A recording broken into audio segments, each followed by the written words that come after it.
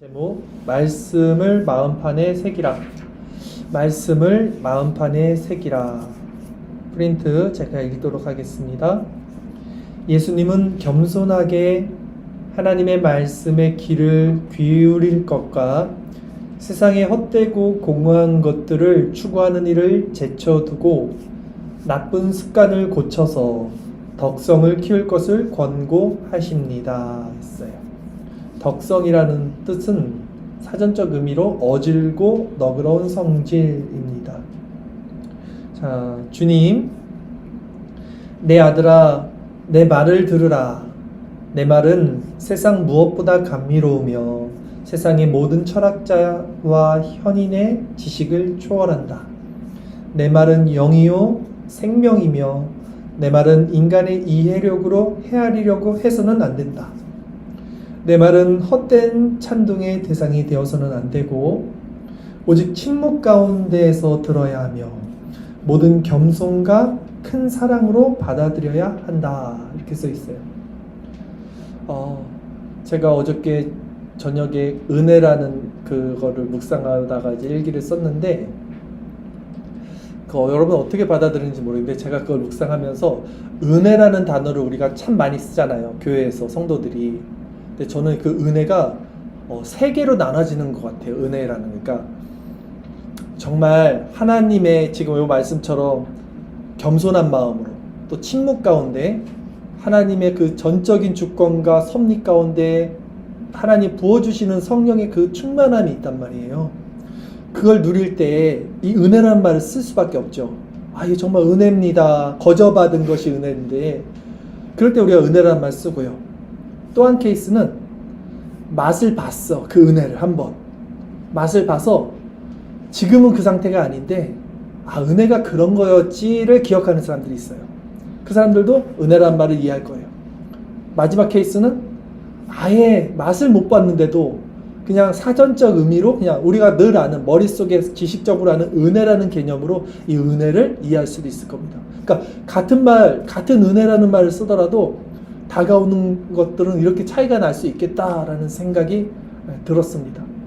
저도 계속 혼자 있으면서 마음을 점검하는데 어떨 때는 하나님의 은혜가 충만하고요. 어떨 때는 그런 것들이 사그러지고 마치 바람을 잡았던 것처럼 한순간 사라지는 것들도 봅니다. 이게 왜 이럴까? 왜 이럴까? 계속해서 마음을 볼 때는 진짜 이런 것 같아요. 물론 그것도 하나님이 주시는 거지만 마음이 낮아질 때가 있어요. 그리고 조용히 오늘 이 본문에서 말하는 침묵 가운데 그럴 때 낮은 마음에서 하나님을 차게 붙잡고 바라보고 있을 때 그때는 정말 하나님의 그 신령하고 충만한 그러니까 우리 세상에서 감지되지 않는 그런 것들을 이렇게 주시죠. 근데 조금이라도 제 마음의 결이 교만해지는 거죠. 높아지거나 이런 자의식이 막 쌓이는 거죠. 또 그러면 희한하게 한순간 그런 것들이 또 사라지는 것들을 봐요. 참 이게 감춰져 있는 거구나. 그래서 제가 느끼는 거는 부단히 우리는 교만하거나 자만할 수 없다. 오늘 받았던 은혜가 내일 주어지지 않는다. 그냥 매일매일 부단히 순간순간 이 겸손한 마음을 찾고 구해야 된다. 그런 것들을 느낍니다. 오늘 바로 그런 거예요. 오직 침묵 가운데 들어야 하며 모든 겸손과 큰 사랑으로 받아들여야 한다. 자, 읽겠습니다. 제자, 주여, 주님으로부터 가르치심을 받고 주님의 율법을 학습하는 자는 복이 있습니다. 주님께서는 그러한 사람을 환난 날에 쉬게 하실 것이며 그는 이 세상에서 고독하지 않을 것이기 때문입니다. 주님, 나는 처음부터 선지자들을 가르쳤으며 지금까지도 사람들에게 말하는 것을 그치지 아니하였다. 그러나 많은 사람이 내 말에 귀는 물론 마음까지도 굳게 닫아버렸다 했어요. 요한복음 1장에 보면 그렇죠. 빛이 세상에 왔을 때 어둠이 악함으로 또 어둠이기 때문에 빛을 받아들이지 않는다. 많은 사람들이 나보다 세상 일을 더 즐거이 듣고 나를 즐겁게 하는 일보다는 육체의 욕구를 더 쉽게 따른다.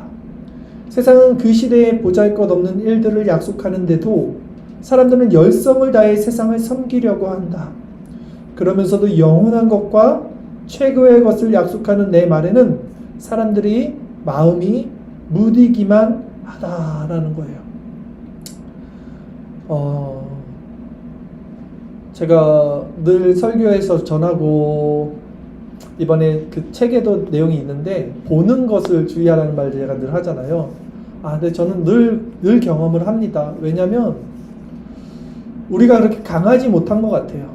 네, 우리가 결국 보는 것을 통해서 우리 마음은 한순간 장악되고 세상 가운데 빼앗겨요.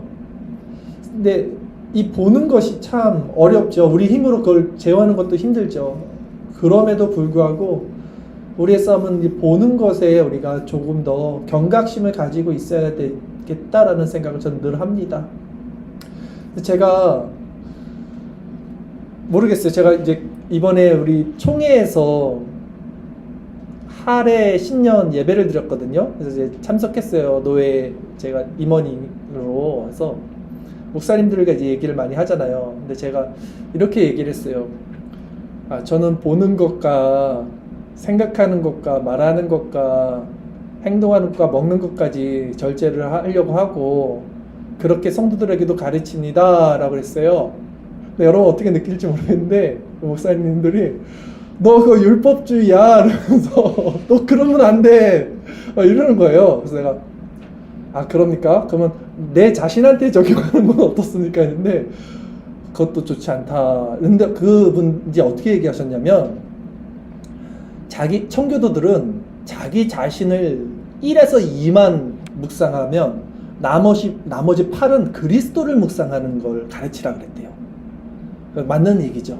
우리 자신을 계속 묵상해봤자 죄밖에 안 나오잖아요. 근데 그거보다 더 많은 것을 그리스도의 아름다움, 풍성하심, 은혜를 우리가 묵상해야지만 변화가 일어나지. 사람들에게 계속 뭐뭐 해라 결국 율법주의로 빠질 수밖에 없다 이 말씀을 하셨는데 어쨌든 제 마음속에 많은 도전도 됐고 또 어떤 방향성도 다시 잡게 되고 그런 시간을 가졌습니다. 네, 변명이지만 저는 율법이라기보다는 여기까지만 하겠습니다. 자, 이제 읽겠습니다. 자, 세상과 세상 사람들을 섬길 때와 같이 큰 관심을 가지고 모든 일에서 나를 섬기고 나에게 복종하는 사람이 도대체 누구란 말인가? 그만큼 없다는 거죠. 시돈이여, 너는 부끄러워하라고 바다가 말했다. 그 이유를 알려고 하면 들어보라. 많은 사람들이 작은 보상을 찾아서 서둘러 먼 길을 떠나지만 영생을 위해서는 한 발자국도 땅에서 떼려 하지 않는다. 그쵸? 사람들 먹고 사는 거, 돈 버는 거에 아주 그냥 혈안이 돼 있는데 영생을 구하는 거는 그렇게 생각하지 않아요. 사람들은 값싼 상을 추구하며 때로는 동전 한 푼을 위해 비열한 법적 싸움을 하고 공허한 일과 사소한 기대 때문에 밤낮으로 노력하는 것을 두려워하지 아니한다. 그러나 부끄럽게도 변하지 않는 선과 한량없는 보상, 최고의 명예와 영원한 영광을 위해서는 사람들이 작은 노력마저도 하지 않으려고 한다.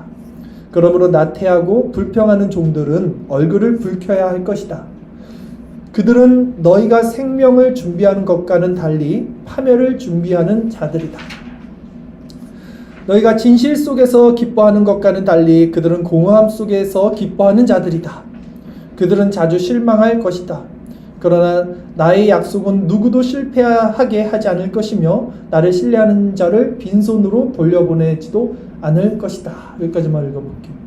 그러니까 사람들이 어둠에 있기 때문에 빛을 사랑하지 않고요. 세상 것에 혈안이 돼 있단 말이에요. 천국을 소망하지 않는 것은 천국에 보이지 않기 때문이에요. 근데 천국을 소망하고 우리가 이렇게 살아갈 때 여러분 어때요? 저는 지금 되게 더 증상이 심해진 게 천국이 너무 실체같이 느껴지는 거예요. 이제 정말 그 천국이 현실 같고 지금 저는 여기서 지금 사는 게 이게 비현실적으로 느껴져요. 지금 저한테는 제 삶이 지금 현재로서는 빨리 그 현실로 가고 싶은 마음이 더 커지는 것 같아요. 제가 토마스 맨튼의 우리의 행위로 이제 받는 종말에 대해서 이제 토요일날 청교도 신학의 모든 거 준비를 하고 있는데 그 마지막 날에 심판 때 그 쓰는 거예요. 그 사람이 썼는데 어떻게 써 있냐면 마지막 종말 때는 천사들이 제일 바쁠 것이다. 천사들이 옮겨야 된대요. 사람들이 다 이제 땅에서 다시 일어나잖아요. 부활하잖아요. 천사들이 얘네들 다 옮겨줘야 돼. 지옥으로도 가야 되고 저게 천국으로도 가야 되고 천사들이 가장 분주할 것이다. 와, 근데 정말 너무 막 와닿는 거예요. 그런 말들이 막. 아, 그러고 막 그것이 멀리 있는 얘기 같이 느껴지지도 않고요. 아, 그게 오히려 현실 같이 느껴지는 거예요. 그리고 너무 소망하게 되고. 여러분들은 어떻습니까? 우리가 비록 현실에 살지만 진짜 여기가 성경은 말하잖아요. 정말 이거는 그림자다.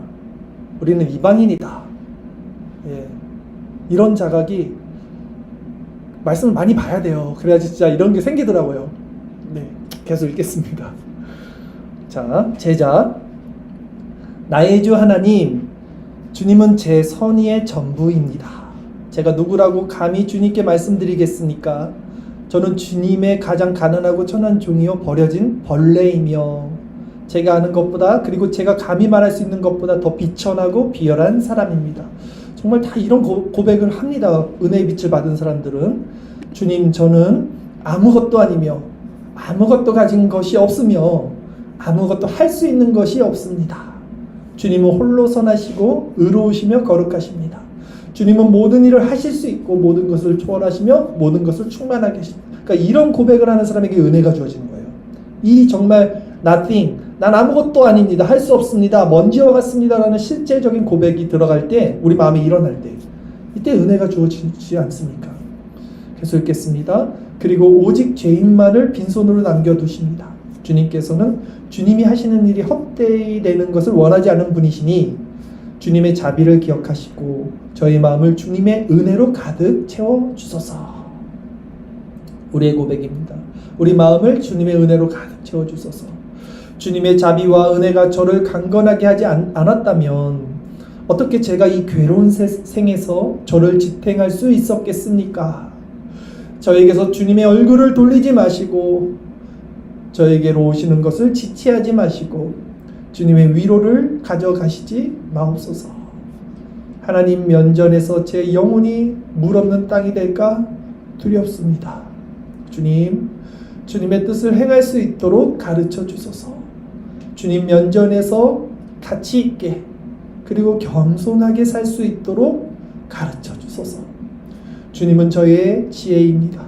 진실로 주님은 저를 아시고 창세전에 이미 저를 아셨으며 제가 이 세상에 태어나기 전에 저를 아셨기 때문입니다. 아멘. 여기까지 읽었습니다. 자, 오늘 이 말씀에 힘을 입어서 우리도 하나님 면전 앞에 가치 있는 삶을 살게 해주소서. 겸손하게 살 수 있도록 가르쳐 주소서. 우리 오늘 기도하며 나갈 때 주의 성령께서 낮은 마음 가운데 임하시고 함께 하사 우리가 정말 주님의 은혜를 받고 있구나, 이것이 은혜구나, 제가 아까 말한 케이스의 첫 번째 은혜의 케이스를 모두 느끼는 자들이 되기를 간절히 바랍니다.